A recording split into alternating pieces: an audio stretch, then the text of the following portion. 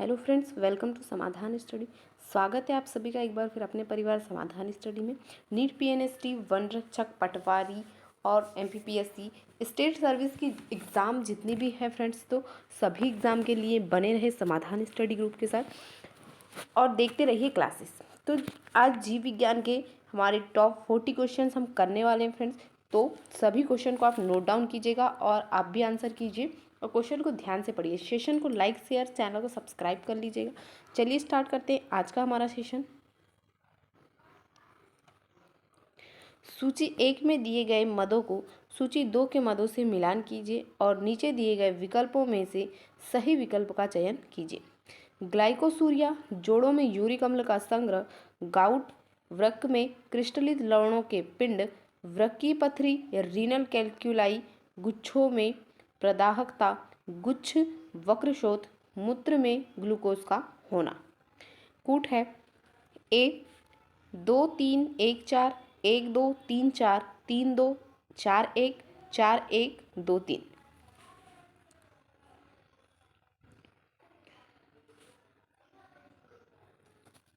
Right answer होगा option D.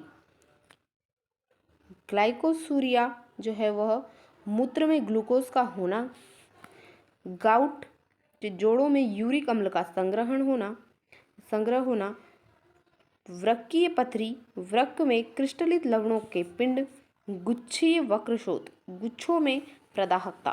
तो option जो डी है 4-1-2 का जो पेयर है वो हमारा तीन का पेयर राइट आंसर होगा। 4-1-2-3 का पेयर जो है राइट आंसर हो जाएगा। तो ऑप्शन डी यहाँ करेक्ट है। नेक्स्ट क्वेश्चन है, सूची 1 में दिए गए मदों को सूची 2 के मदों से मिलान कीजिए और नीचे दिए गए विकल्पों में से सही विकल्प का चयन कीजिए। अति सूक्ष्म निस्यंदन, हेनले लूप, मूत्र का सांद्रण, मूत्रवाहिनी, मूत्र का अभिगमन, मूत्राशय, मूत्र का संग्रहण, मेलपीगी कणिका, समीपस्थ संवलित नलिका।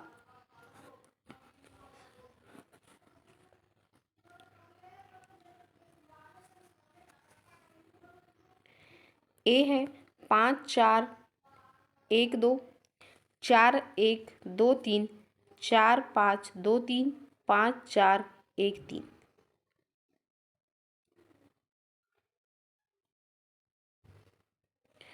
ऑप्शन बी हमारा राइट आंसर होगा 4-1-2-3। अति सूक्ष्म निस्यंदन, मेलपीजी कणिका, मूत्र का सांद्रण, हेनले लूप, मूत्र का अभिगमन, मूत्रवाहिनी और मूत्र का संग्रहण, मूत्राशय। तो ऑप्शन जो बी है वह हमारा राइट आंसर हो जाएगा फ्रेंड्स। नेक्स्ट क्वेश्चन है, रुधिर दाब आयतन में कमी के कारण किसका मोचन नहीं होगा? रुधिर दाब आयतन में कमी के कारण किसका मोचन नहीं होगा? रेनिन, एट्रियल नेट्रियूरेटिक कारक, एल्डोस्टेरॉन, एडीएच। रेनिन, एट्रियल नेट्रियूरेटिक कारक, एल्डोस्टेरॉन, एडीएच। ऑप्शन बी हमारा राइट आंसर होगा। एट्रियल नेट्रियूरेटिक कारक के जो कमी के कारण है वह रुधिर दाब या आयतन में कमी के कारण इसका मोचन नहीं होता है। तो ऑप्शन बी हमारा करेक्ट आंसर होगा। अगला क्वेश्चन है, निम्न में से कौन सा कथन उचित है? हेनले लूप की आरोही भुजा जल के लिए अपारगम्य है, हेनले लूप की अवरोही भुजा जल के लिए अपारगम्य है, हेनले लूप की आरोही भुजा जल के लिए पारगम्य है, हेनले लूप की अवरोही भुजा विद्युत अपघट्यों के लिए पारगम्य है।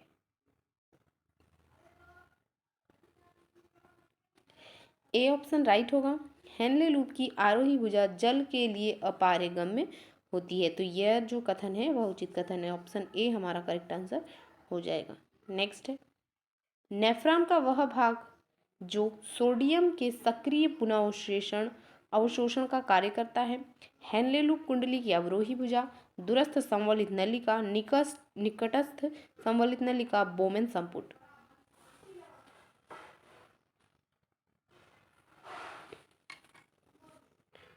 ऑप्शन सी हमारा राइट आंसर होगा, निकटस्थ संवलित नलिका। नेफ्रॉन का वह भाग जो सोडियम के सक्रिय पुनःअवशोषण का कार्य करता है वह निकटस्थ संवलित नलिका है। तो ऑप्शन सी यहाँ करेक्ट आंसर हो जाएगा। नेक्स्ट है, स्तनधारियों में कौन सी रुधिर वाहिका सामान्यतः सबसे अधिक यूरिया वहन करती है? पृष्ठ महाधमनी, यकृत शिरा, यकृत निवाहिका शिरा, वृक्क शिरा।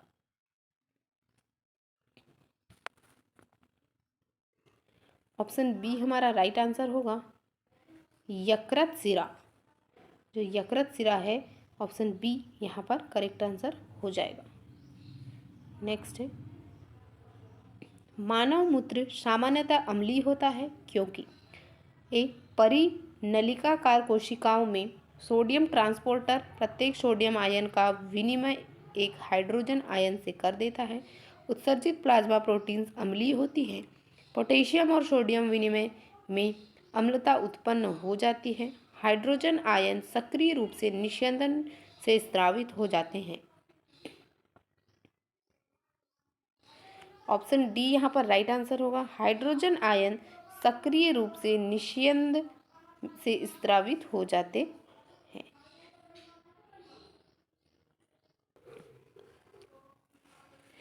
ऑप्शन डी हमारा राइट आंसर होगा, हाइड्रोजन आयन सक्रिय रूप से निस्यंदन से स्रावित हो जाते हैं।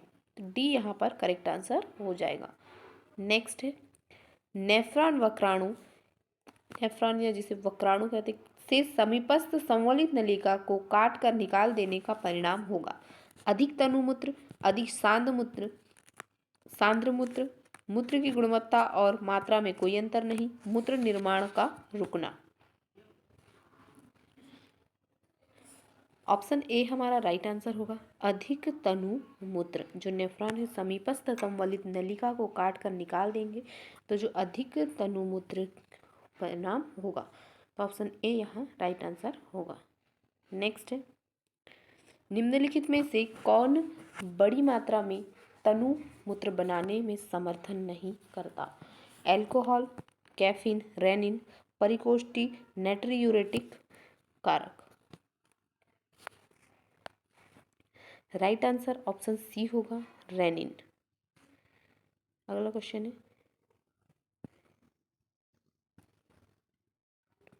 एंजियोटेंसिनोजन प्रोटीन किन कोशिकाओं से उत्पन्न और स्रावित होती है? एंजियोटेंसिनोजन जो प्रोटीन है, एंजियोटेंसिनोजन प्रोटीन किन कोशिकाओं से उत्पन्न और स्रावित होता है? मैकुला डेंसा कोशिकाएं, अंतःस्तरीय कोशिकाएं, यकृत कोशिकाएं, गुच्छासन कोशिकाएं। ऑप्शन सी हमारा राइट आंसर होगा, यकृत कोशिकाओं से उत्पन्न होती है। जो ये प्रोटीन है एंजियोटेंसिनोजन जो प्रोटीन है वह यकृत कोशिकाओं से स्रावित उत्पन्न होती है। तो ऑप्शन सी हमारा करेक्ट आंसर होगा। अगला क्वेश्चन है, निम्नलिखित में से किसके द्वारा दूरस्थ संवलित नलिका में सोडियम का पुनरावशोषण बढ़ जाता है? एल्डोस्टेरॉन के स्तर के बढ़ने से, एंटी डायूरेटिक हार्मोन के स्तर के बढ़ने से, एल्डोस्टेरॉन के स्तर के घटने से, एंटी डायूरेटिक हार्मोन के स्तर के घटने से।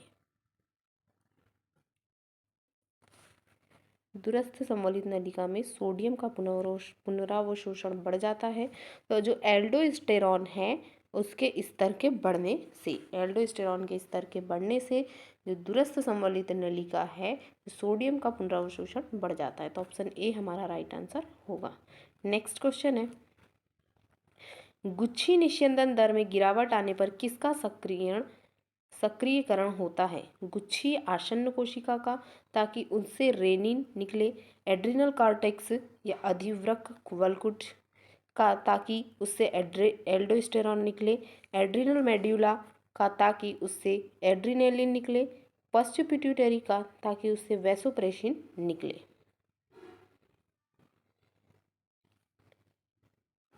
ऑप्शन ए हमारा राइट आंसर होगा, गुच्छी आसन्न कोशिकाओं का, ताकि उससे रेनिन निकले। जो गुच्छी निस्यंदन दर है में गिरावट आने पर जो सक्रियकरण होता है वह रेनिन का होता है। तो ऑप्शन जो ए है वो हमारा करेक्ट आंसर होगा। अगला क्वेश्चन है, वृक्क नेफ्रॉन के किस भाग में ग्लोमेरुलर निस्यंदन से वैद्युत अपघट्य एवं जल का अधिकांश भाग पुनरावशोषित हो जाता है? वृक्क के किस भाग से, वृक्क या नेफ्रॉन जो किडनी की इकाई है नेफ्रॉन कहलाती है, तो जो वृक्क या नेफ्रॉन है उसके किस भाग से ग्लोमेरुलर निस्यंदन से वैद्युत अपघट्य एवं जल का अधिकांश भाग पुनरावशोषित हो जाता है? हेनले के लूप की आरोही भुजा में, दूरस्थ कुंडलित नलिका में, समीपस्थ कुंडलित नलिका में, हेनले के लूप की अवरोही भुजा में। सही उत्तर ऑप्शन सी होगा, समीपस्थ कुंडलित नलिका में। जो समीपस्थ कुंडलित नलिका है उसमें ऑप्शन सी हमारा करेक्ट आंसर होगा। नेक्स्ट क्वेश्चन है, वृक्क के कार्य के संदर्भ में निम्नलिखित में से सही कथन को चुनिए। ठंडे तापमान से संपर्क एडीएच की नियुक्ति को उत्तेजित करता है। ग्लोमेरुलर रुधिर प्रवाह में वृद्धि एंजियोटेंसिस द्वितीय के निर्माण को उत्तेजित करता है। गर्मियों में जब शरीर से वाष्पीकरण द्वारा जल की अत्यधिक हानि होती है तो एडीएच की निर्मुक्ति घट जाती है। जब कोई व्यक्ति अत्यधिक जल पीता है तो एडीएच की निर्मुक्ति जो है घट जाती है। ऑप्शन डी हमारा राइट आंसर होगा।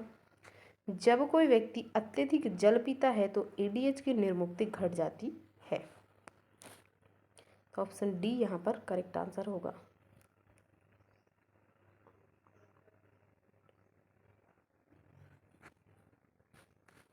नाइट्रोजनी उत्सर्जन पदार्थों के निष्कासन की यूरिकोटैलिक विधि पाई जाती है। नाइट्रोजनी उत्सर्जित पदार्थों के निष्कासन की यूरिकोटैलिक विधि पाई जाती है। पक्षियों एवं एनिलिड्स में, उभयचरों एवं सरीसृपों में, कीटों एवं उभयचरों में, सरीसृपों एवं पक्षियों में। सही उत्तर ऑप्शन डी, सरीसृपों एवं पक्षियों में। अगला क्वेश्चन है, निम्नलिखित में से कौन मानव वृक्क के एक विशिष्ट भाग के कार्य का सही प्रकार से वर्णन करता है? ए, हेनले लूप ग्लोमेरुलर निस्यंदन से मुख्य पदार्थों का अधिकांश पुनरावशोषण। बी, दूरस्थ कुंडलित नलिका रुधिर कोशिकाओं में K+ आयनों का पुनरावशोषण। सी, अभिवाही धमनिका रुधिर को ग्लोमेरुलस से वृक्क सिरा की ओर ले जाता है। डी, पोडोसाइट्स बोमन संपुट में रुधिर के छन्ने हेतु सूक्ष्म स्थान बनाते हैं। वृक्क के एक विशिष्ट भाग के कार्य का सही वर्णन, तो इसका करेक्ट आंसर होगा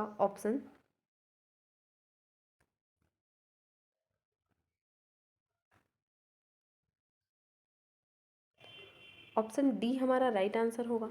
पोडोसाइट बोमेन संपुट में रुधिर के छन्ने हेतु सूक्ष्म स्थान या दरार छिद्र बनाते हैं। तो डी यहाँ पर राइट आंसर हो जाएगा। अगला क्वेश्चन है, निम्नलिखित में से कौन रीनल पिरामिड का भाग नहीं है? निम्नलिखित में से कौन रीनल पिरामिड का भाग नहीं है? कुंडलित नलिकाएं, संग्राहक नलिकाएं, हेनले लूप, परिनालिकीय कोशिकाएं।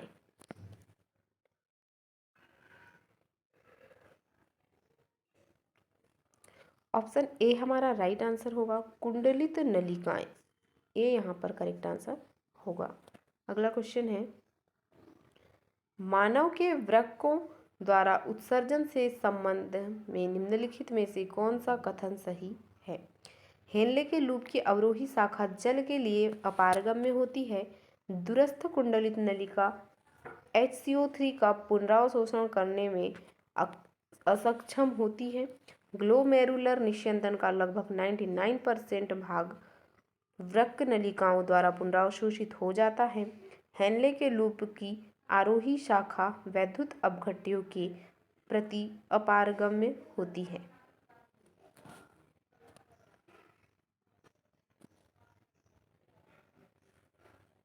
ऑप्शन सी हमारा राइट आंसर होगा, ग्लोमेरुलर निस्यंदन का लगभग 99% भाग वृक्क नलिकाओं द्वारा पुनरावशोषित हो जाता है। जो मानव के वृक्क द्वारा उत्सर्जन से संबंधित सही कथन वो ऑप्शन सी होगा। नेक्स्ट है, मानव में मुख्य नाइट्रोजन उत्सर्जी यौगिक का संश्लेषण वृक्क में होता है, किंतु अधिकांशतः इसका निष्कासन यकृत द्वारा होता है। वृक्कों में होता है तथा इन्हीं के द्वारा इसका निष्कासन भी होता है। यकृत में होता है तथा वही पित्त के द्वारा इसका निष्कासन भी करता है। यकृत में होता है किंतु अधिकांशतः वृक्कों द्वारा इसका निष्कासन होता है।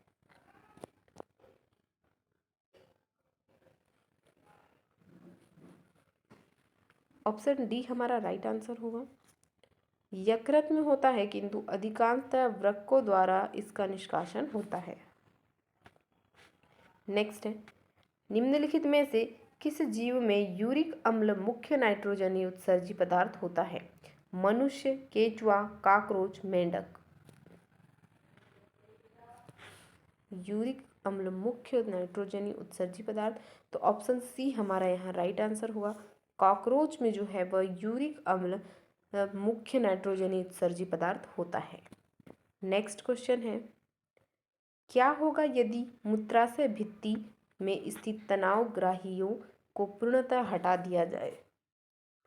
मूत्राशय में मूत्र एकत्रित नहीं होगा, मूत्र त्याग जारी रहेगा, मूत्राशय में मूत्र सामान्य रूप से एकत्रित होता रहेगा, मूत्र त्याग नहीं होगा। ऑप्शन सी हमारा राइट आंसर होगा। मूत्राशय में मूत्र सामान्य रूप से एकत्रित होता रहेगा। नेक्स्ट है, एक व्यक्ति जो एक लंबी भूख हड़ताल पर बैठा है और मात्र जल पर ही निर्वाह कर रहा है, उसके मूत्र में अधिक सोडियम होगा, मूत्र में कम अमीनो अम्ल होंगे, रुधिर में अधिक ग्लूकोज होगा, मूत्र में अपेक्षाकृत कम यूरिया होगा। राइट आंसर ऑप्शन डी होगा, मूत्र में अपेक्षाकृत कम यूरिया होगा। अगला क्वेश्चन है, एक व्यक्ति लंबे समय तक उपवास रखता है, उसके मूत्र में किसकी मात्रा असामान्य होगी? वसाओं की, अमीनो अम्लों की, ग्लूकोज की, कीटोन्स की। सही उत्तर ऑप्शन डी, कीटोन्स की। नेक्स्ट है, कुल दाब प्रवणता जो ग्लोमेरुलस से संपुट में निस्पंदन के लिए आवश्यक होती है? 50 mmHg, 75 mmHg, 20 mmHg, 30 mmHg। सही उत्तर ऑप्शन सी, 20 mmHg। तो ऑप्शन सी हमारा करेक्ट आंसर होगा। नेक्स्ट है, आर्निथिन चक्र में निम्न में से कौन से अपशिष्ट पदार्थ रुधिर से पृथक किए जाते हैं? CO2 व यूरिया, अमोनिया व यूरिया, CO2 व अमोनिया, यूरिया व मूत्र। CO2 व यूरिया, अमोनिया व यूरिया, CO2 व अमोनिया, यूरिया व मूत्र।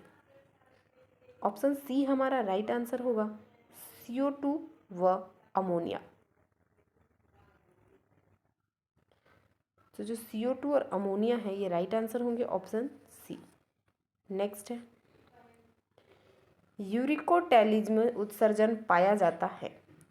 स्तन्ययों व पक्षियों में, मछलियों और ताजे जल के प्रोटोजोन्स में, पक्षियों, सरीसृपों व कीटों में, मेंढक व टोड में।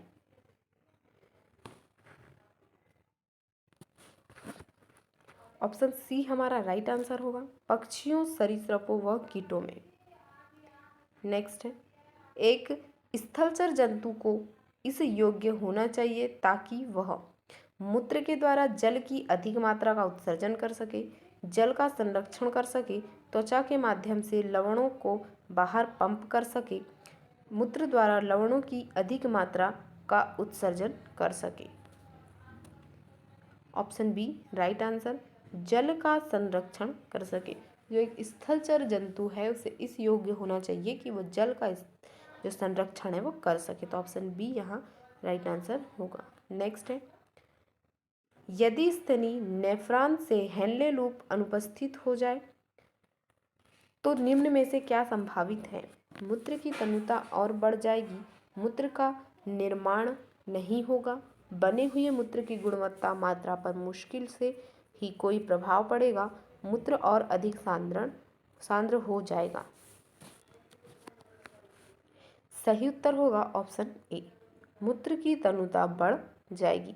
जो स्तनी नेफ्रॉन से हेनले लूप अनुपस्थित हो जाएगा तो जो मूत्र की सांद्रता है, तनुता है, वह बढ़ जाएगी। तो ऑप्शन ए यहाँ राइट आंसर। नेक्स्ट है, हाइड्रा में भोजन पचाने के अपशिष्ट पदार्थ तथा नाइट्रोजनी वर्ज्य पदार्थ पृथक कर दिए जाते हैं।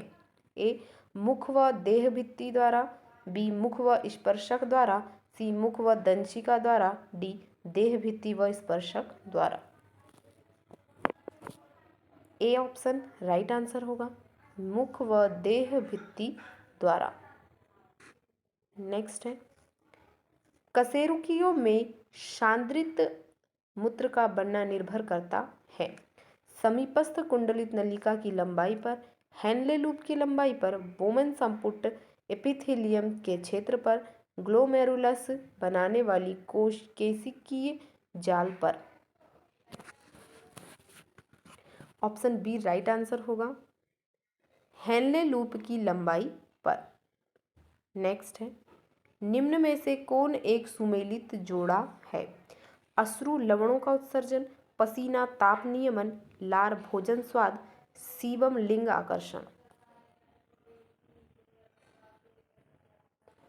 राइट आंसर ऑप्शन बी होगा, पसीना या स्वेद ताप का नियमन। ऑप्शन बी हमारा करेक्ट आंसर हो जाएगा। अगला क्वेश्चन है, हैजे से पीड़ित व्यक्ति को सेलाइन ड्रिप लगाई जाती है क्योंकि Cl- आयन रुधिर प्लाज्मा के मुख्य घटक होते हैं, Na+ आयन जल को शरीर में बनाए रखने में मदद करता है, सी, Na+ आयन पदार्थों के झिल्ली के आर पार गमन के लिए महत्वपूर्ण होते हैं, डी, Cl- आयन पेट में पाचन के लिए HCl के निर्माण में सहायता करते हैं। ऑप्शन बी हमारा राइट आंसर होगा, Na+ आयन जल को शरीर में बनाए रखने में मदद करता है। तो ऑप्शन बी यहाँ करेक्ट आंसर होगा।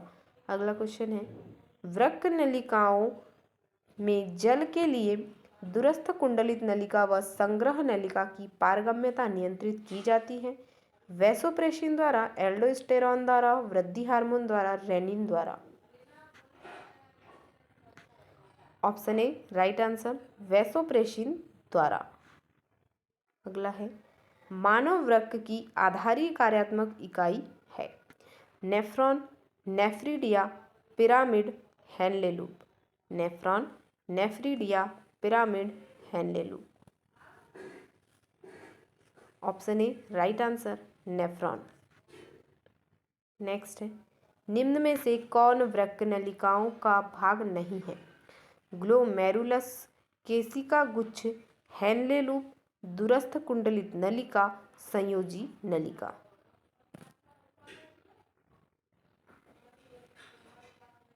सही उत्तर ऑप्शन ए, ग्लोमेरुलस केशिका गुच्छ। नेक्स्ट है, यदि वृक्कों में जल का पुनः अवशोषण न हो तो ऊतकों पर क्या प्रभाव पड़ेगा? यदि वृक्कों में जल का पुनः अवशोषण न हो तो ऊतकों पर क्या प्रभाव पड़ेगा? अप्रभावित रहेंगे, सिकुड़ जाएंगे व झुर्रीदार हो जाएंगे, रुधिर प्लाज्मा से जल अवशोषण करेंगे, रुधिर से अधिक O2 लेंगे। ऑप्शन बी राइट आंसर, सिकुड़ जाएंगे व झुर्रीदार हो जाएंगे। नेक्स्ट है, यूरिक अम्ल नाइट्रोजनी अपशिष्ट होता है स्तनियों व मोलस्कों में, पक्षियों व छिपकलियों में, मेंढक व उपास्थल मछलियों में, कीटों व अस्थि युक्त मछलियों में। ऑप्शन बी राइट आंसर, पक्षियों व छिपकलियों में जो यूरिक अम्ल नाइट्रोजनी अपशिष्ट होता है पक्षियों व छिपकलियों में। Option B correct answer. Next है, सामान्य अवस्थाओं में निम्न में से कौन एक वृक्क नलिका में पुनः अवशोषित हो जाता है? यूरिया, यूरिक अम्ल, लवण, glucose. Right answer option D glucose. Next है, नाइट्रोजनी उत्सर्जी पदार्थ निम्न रूप में उत्सर्जित किए जाते हैं। टेडपोल में यूरिया तथा वयस्क मेंढक में अमोनिया। टेडपोल में अमोनिया तथा वयस्क मेंढक में यूरिया। टेडपोल में वयस्क मेंढक दोनों में यूरिया। टेडपोल व वयस्क मेंढक दोनों में यूरिया। टेडपोल में यूरिया तथा वयस्क मेंढक में यूरिक अम्ल में। जो नाइट्रोजन उत्सर्जी पदार्थ जो है वो निम्न में से उत्सर्जित किए जाते हैं, तो ऑप्शन बी हमारा राइट आंसर होगा।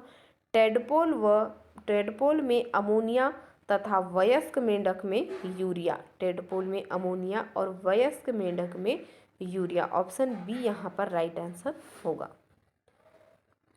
आज का सेशन यहीं पर समाप्त हो रहा है फ्रेंड। तो सभी साथी हमारे सेशन को लाइक कर दीजिएगा और सुबह 8:30 बजे वाली सर की क्लास बिल्कुल भी देखना ना भूले, बहुत ही इंपॉर्टेंट क्लास होने वाली है। और रात में फिजिक्स की क्लास लाइव आ रही है, तो आप वो भी क्लास को जरूर देखिएगा। मिलते हैं फ्रेंड्स नेक्स्ट क्लास में। Thank you for watching.